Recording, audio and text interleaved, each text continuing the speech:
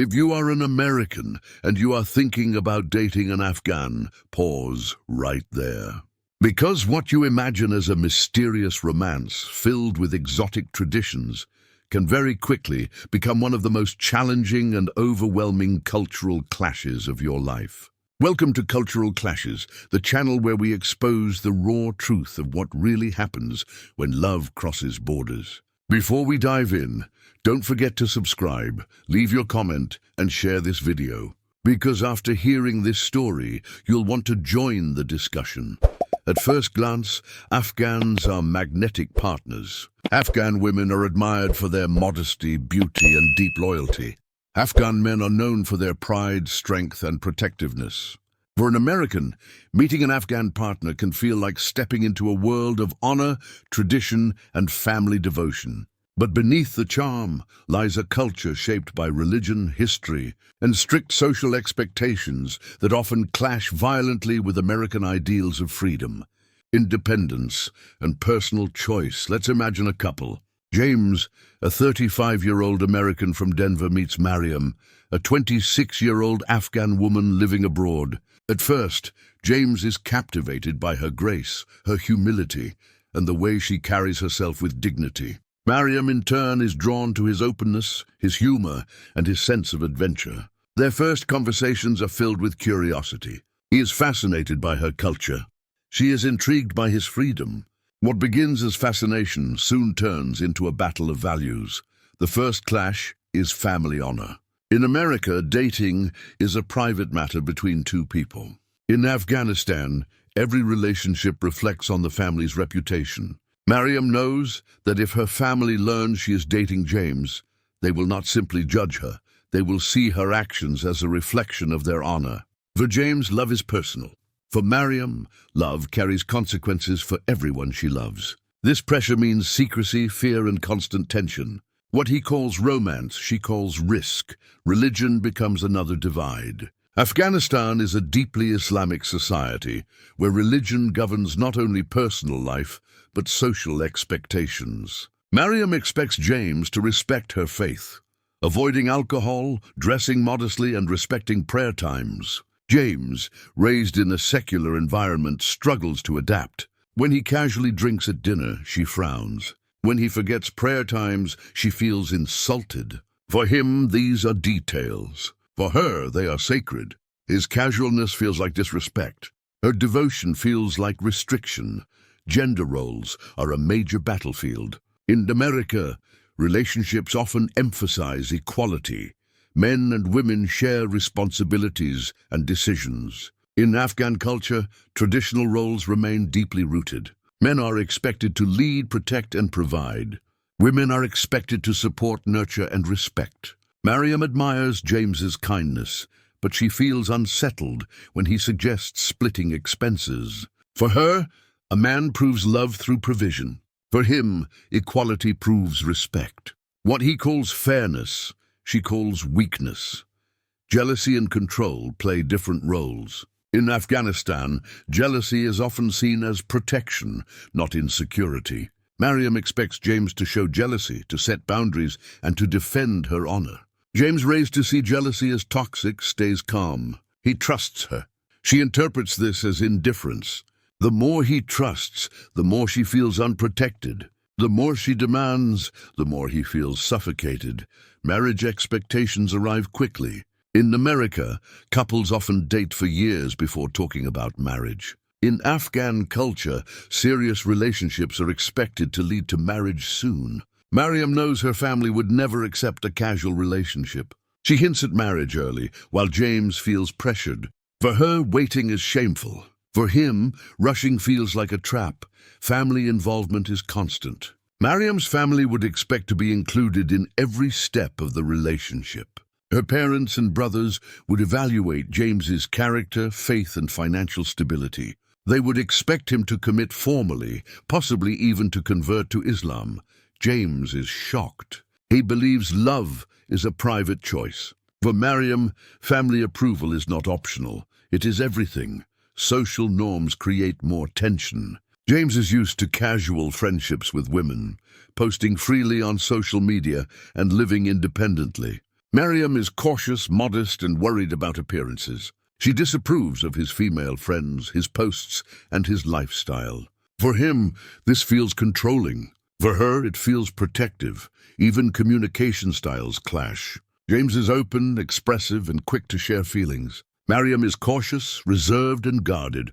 She avoids saying, "I love you" often, believing actions matter more.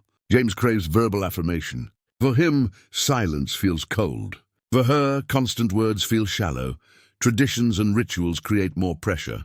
Mariam expects James to respect Afghan customs, Ramadan fasting, religious holidays, and cultural ceremonies. James participates awkwardly, but he feels out of place. He jokes lightly, but her family sees it as disrespect. He dresses casually, but they see it as careless. For him, it's just being himself. For them, it's dishonor.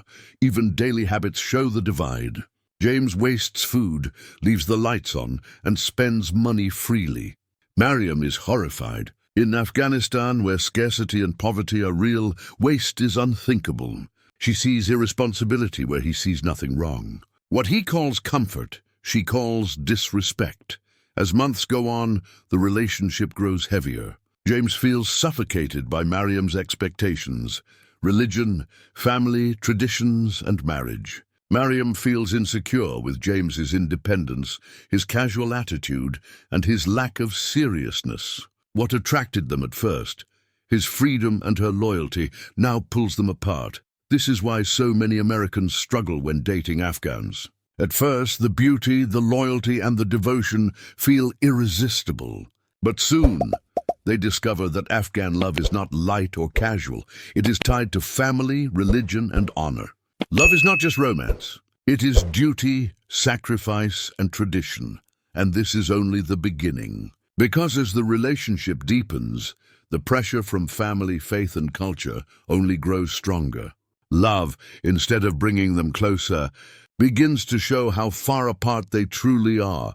Stay tuned, because in the next part, we will explore how these cultural clashes explode when Americans and Afghans try to build a long-term future together, and why most of these romances collapse under the weight of expectation. As James and Mariam's relationship continues, the cultural gaps that once felt manageable grow deeper and heavier.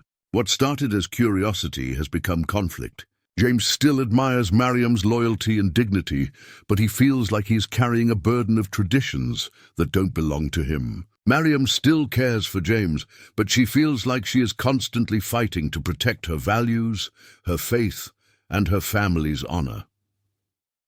The first major crack appears when marriage becomes unavoidable. Mariam's family, if they were to find out, would expect James to propose quickly, prove his seriousness, and show financial stability. They might even expect a lobola-style arrangement, or at least a gesture of respect to her parents. James is horrified. To him, marriage is a personal choice between two people, not a business deal involving families. To Mariam, refusing these traditions is not independence, it is disrespect. For her, marriage is not just about two individuals, it is about families, honor, and community.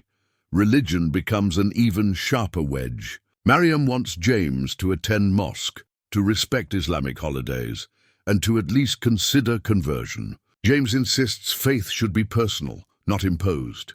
But for Mariam, religion is not just personal, it is life, law, and identity. When James refuses to give up alcohol or to fast during Ramadan, she feels ashamed. For him, these are lifestyle choices. For her, they are sacred duties. His refusal makes her question the future. Jealousy and control escalate into arguments. Mariam becomes more suspicious of James's casual friendships with women, demanding that he cut ties. James feels accused and restricted. He argues that trust should be enough. Mariam counters that trust without boundaries is dangerous. For her, a man who does not protect her is weak. For him, a woman who tries to control him is suffocating. Each sees the other as unfit for love. Even family involvement grows unbearable. Mariam insists that if they ever move forward, her family must approve. Her brothers would interrogate James, questioning his faith, his finances, and his intentions. They would expect him to respect Afghan customs fully. James imagines himself at a family dinner where every word is judged, and he already feels suffocated.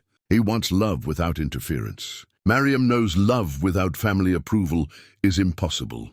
Cultural pride becomes another battleground. Mariam is proud of her Afghan identity. She wants to pass it on to her children. James, however, wants freedom, individuality, and choice. When they talk about the future, Mariam insists their children should be raised with Afghan values, faith, and traditions. James argues they should be free to choose. For her, compromise on culture feels like betrayal. For him, compromise on freedom feels like slavery. Social life adds fuel to the fire. James wants casual dinners, outings, and mixed gatherings with friends. Mariam avoids such settings, fearing gossip and judgment. She criticizes his social media posts, telling him they are too revealing or disrespectful. He feels policed. She feels protective. What he calls freedom, she calls recklessness. Even daily habits push them apart. James leaves small messes, wastes food, and spends without thinking. Mariam, shaped by a culture of scarcity and discipline, is horrified.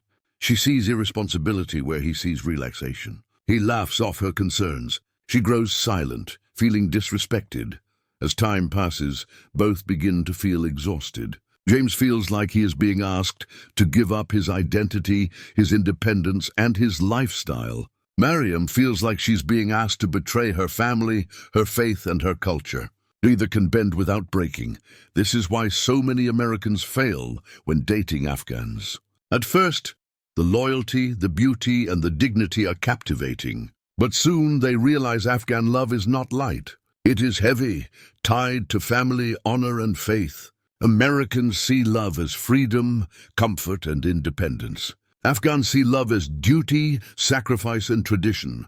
Both are valid, but together they clash. Does this mean it is impossible? Not always. Some couples succeed. Some Americans convert, embrace Afghan traditions, and accept family expectations. Some Afghans break away from tradition, choosing love over duty. But these cases demand sacrifices so immense that most cannot endure. Most relationships collapse not because of lack of love, but because love alone cannot overcome culture, religion, and family honor.